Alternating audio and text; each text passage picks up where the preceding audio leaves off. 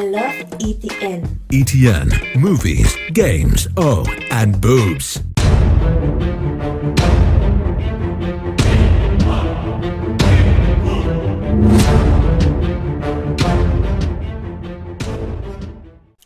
Hey guys, welcome to Entertainment Talk Nation. This is Rob, and now we are back on track for the March of the King series. This is it. This is the home stretch, people. We got the Millennium series to cover, and once that's over, it'll take us into the week where the Godzilla movie will come out, and in that week, I will be doing 2 movies. I will be doing Godzilla Raids Again and the original Gojira 1954. Tonight, we are starting the Millennium series off with Godzilla 2000. You know, this movie, I remember when it came out in 2000, it came out in the theaters. Never got a chance to see it in the theaters. It was only in select areas. And, you know, I was like, oh, man, you know, didn't get a chance to go and check it out. Obviously, when it came out later on DVD, definitely got to see it. And, you know, tonight was probably the 3rd time I've seen it overall. I hadn't seen it in a while. And honestly, I don't remember it being as good as it is. I think, like, tonight, I actually enjoyed watching the movie. Like, I'm not saying that the last time I watched it, I recall it like sucking or anything. I just didn't like it as much. But I think it's because at that time, I wasn't a big fan of the suit. Where over time, as time has progressed, I've grown to like the suit a lot more. It's still not my favorite one. Obviously, everybody knows my favorite one's the 84, and I have 2 other suits that I like before this one. But I think what I like about this one is probably that neck area with the little, he's kind of like ripped, and which is odd because that's one portion of the suit that I least liked back in the day. But as I said, it's grown on me over time. Godzilla Millennium was very, very different from, in my opinion, than some of the other movies up to that point. First of all, it's kind of funny. I'm watching a movie and they incorporated some of the roars from Zilla in '98. I thought that was interesting. Now, I don't know if that's different on the Japanese version. I have the American version, so I'm guessing they might have changed that up, because that's one thing I don't recall people mentioning about the movie, is that Godzilla's roar, at least 4 or 5 times in the movie, is identical to Zilla's. He still has the traditional one, but there's a couple of times he pulls out the Zilla roar, so that might have been an American thing, something they did to the movie when they got it. Now, obviously, the story, you know, Godzilla's had aliens in his movies plenty of times, so the alien factor didn't bother me one bit. I'm used to that. Ghidorah himself originally is an alien, a monster from outer space. So I thought that was fine. Like, I didn't mind that. You know, the movie was very, you know, even though all these Godzilla movies are, you know, a little far-fetched, this one I felt, for some reason, just the story was a little bit better than some of the more recent ones I recall watching. And not because it's anything realistic or stuff like that. Just, I don't know, it just kind of flowed a little bit better for me. I mean, you got to see Godzilla right off the bat.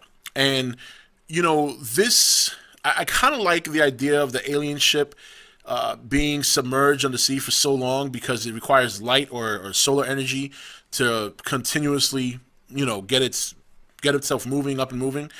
And but I think the best part of the movie for me, let's be honest, is the fight.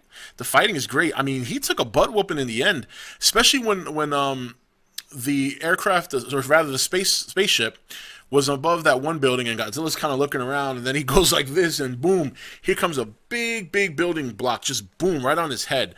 And, you know, I thought it was cool that the story revolved around this alien trying to adapt to Earth's environment and utilizing Godzilla's, one of his probably most powerful defensive abilities in his regeneration. And, you know, it's when he started taking his power from him, his DNA he was sucking up, and then you kind of saw his transformation. I mean, you know, Orga is a very, very unique monster. He's very bulky.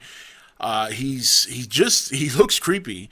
And the ability to, I guess, for lack of a better term, life tap, you know, take the DNA, and then you can see him slowly, like, almost adopting Godzilla's look, as, you know, even when Godzilla ran into his mouth, which, it's funny, when I remember when I first saw the movie, I can never understand why he did that, and now I do. He obviously did it to, you know, to trick the monster into halfway consuming him, so that way he could do his impulse power and blow him up. I thought the fight scene was great. You know, like I said, for some reason, I just really enjoyed the movie a lot better than I recall enjoying it before. And I think the suit has a lot to do with that. You know, now that I've spent time on YouTube, and I've gotten to know a lot of you guys, subscribers, and I've gotten to know people like Richie So and Goji, and I've seen the action figures, and, you know, I'm thinking that maybe I just didn't, at that time, watch it enough to really, really let it grow on me, where now, since I've seen, like, you know, pictures, so many pictures, and I've seen the action figures, and now seeing the movie, yeah, it's definitely a unique suit. It's very, very unique. There's still some elements about it that I don't like. while I love Godzilla spikes, I think their spikes are just overdone. I mean, they're so ridiculously big. And then the purple tips, I'm not too crazy about either. His bite, his mouth. I mean, there's like too many teeth for his mouth, and he's got like this crazy overbite or underbite, or actually a little bit of both. But outside of that, I like the definition of the body. That I gotta say. I mean, he doesn't look chubby like the Heisei Godzilla. The Heisei Godzilla was very bulky. He had rolls on his leg.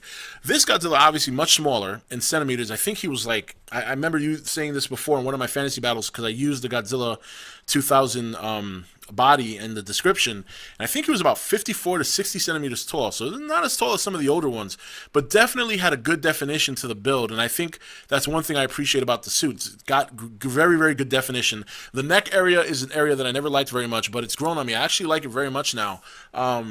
And I think it's just because it's very unique. It's very different from all the other suits. So it definitely has some elements about it that are great, that I really do like, but there's some elements about it where I just think it's too overdone, in particular the spikes. The movie in and of itself, overall, I enjoyed it. I think the movie had, a decent sci-fi story. It wasn't too over the top like some of the other ones. I mean, I think another thing I appreciated was at least the attempt at special effects and CGI. When that flying saucer was flying around, you didn't get a rope dangling it over a plastic city. You actually got a shot of the city, and you got a CGI'd flying saucer in the picture. Albeit not great, clearly did not integrate very well. But I like the fact that they tried to do that. I like the fact that they were trying to step up their game and do that. And I think that's something that Toho has to do going forward if they ever want to make movies again with Godzilla over there, not related to America. I think that's something they need to tackle more. And you know what? It doesn't have to be done perfect. I don't expect perfection from them, because none of these Godzilla movies are perfect. You could criticize almost anything about them. We obviously appreciate them because we're fans. We appreciate them because there is a lot of effort put into it, especially when these guys are in those suits. You can't deny that or take that away. There's no kind of words that could express the difficulty it must be to be in those suits and perform the way these people perform, the way these men perform. And even the Orga suit. I mean, can you imagine the dude that was in that suit? You know what I mean? So, but it was entertaining. The orange breath, obviously, that's a big thing that everybody likes, and people have asked me in the past, is that something you think we'll see in the movie? I don't think so. I mean, Gareth seems to be going old school, so I don't think it's going to be orange now. And if you want to use the game as an example, maybe that's confirmation that it's not going to be blue, but, nothing is officially confirmed for that movie until we actually see it. But Godzilla Millennium, I thought it was entertaining. I surprisingly enjoyed it. I don't... Before I put it on, I said to myself, well, I don't remember liking this movie, so let's see how it goes, because I haven't seen it in a while. But I thought it was cool. I thought it was a good movie. It was enjoyable. Orga is a very, very unique monster. I liked the transformation for that monster. I mean, it was kind of funny because when it first took his G-cells, and it's sitting in the middle of the street, and it's got these two little blue eyes, and it almost looks like a Casper the Friendly Ghost type deal. It just looked cute for a second there. Then it mutates into this horrible-looking thing. And the spaceship, obviously, both tag teaming Godzilla. Godzilla's focusing on Orga 1 minute, next minute catches a side swipe to the side of the head. In terms of the characters, of course, I never remember these guys' names because I don't focus on them as much as I focus on the monsters and the kaijus. But God, I gotta say, I felt bad for that reporter chick, boy. They kept treating her like crap. They kept calling her an imbecile. The one guy who was kind of head, I don't want to say he was head of the military, but obviously he was a guy with much power. Obviously, he used to be buddies with the other guy who was running the, I think it was called the Prediction or something like that network, GPN, and him and his daughter, and obviously him and the guy used to work together. And then this other professor, or rather scientist, that was with the head honcho guy.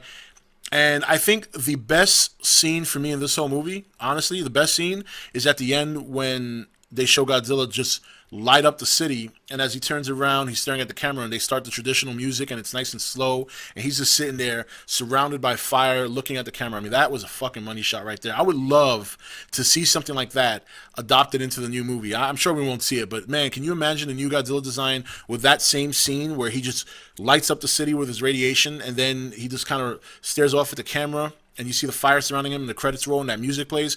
Very, very nice ending. That's one thing about this movie I did like, and I do remember liking that as well. That ending was a money shot. I love it. I love it. Very good. So, it's It was a good movie. I actually enjoyed it. It was very, very good. One of the few movies in the series that I honestly can say I enjoyed from beginning to end. Story was simple, sci-fi type story. Aliens. We used to seeing that in Godzilla. I thought Orga monster was very unique. I thought Godzilla's suit it was very, very seesaw. On one end, it was great design. On the other end, it was too overdone in some areas. I think if that suit gets tweaked a little bit, in my opinion, it could probably be one of the best suits they've ever had for him. You know, if they tweak some areas, yeah, I think it could be one of the best. You know, maybe the mouth, the spikes, things like that. Maybe give him a little bit more spikes on the top of his head or something, just to give it a little bit more, a little final touch. But overall, Godzilla 2000, very entertaining. I enjoyed it. And that's it for this review, guys. That's it. We are done with Godzilla 2000. We will continue the March of the King series next Wednesday. And we are going to be doing Godzilla versus Megaguirus. See you guys next Wednesday for the March of the King. Take it easy. Thank you for watching ETN. Don't forget to subscribe and join the Nation Facebook page.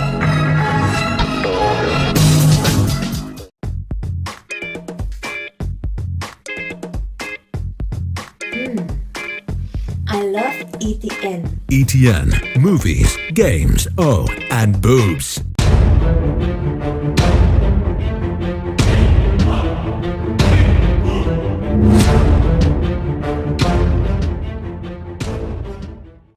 Hey guys, welcome to Entertainment Talk Nation. This is Rob, and now we are back on track for the March of the King series. This is it. This is the home stretch, people. We got the Millennium series to cover, and once that's over, it'll take us into the week where the Godzilla movie will come out, and in that week, I will be doing two movies. I will be doing Godzilla Raids Again and the original Gojira 1954. Tonight, we are starting the Millennium series off with Godzilla 2000. You know, this movie, I remember when it came out in 2000, it came out in the theaters. Never got a chance to see it in the theaters. It was only in select areas. And, you know, I was like, oh, man, you know, didn't get a chance to go and check it out. Obviously, when it came out later on DVD, definitely got to see it. And, you know, tonight was probably the third time I've seen it overall. I hadn't seen it in a while. And honestly, I don't remember it being as good as it is. I think, like, tonight, I actually enjoyed watching the movie. Like, I'm not saying that the last time I watched it, I recall it like sucking or anything. I just didn't like it as much. But I think it's because at that time, I wasn't a big fan of the suit.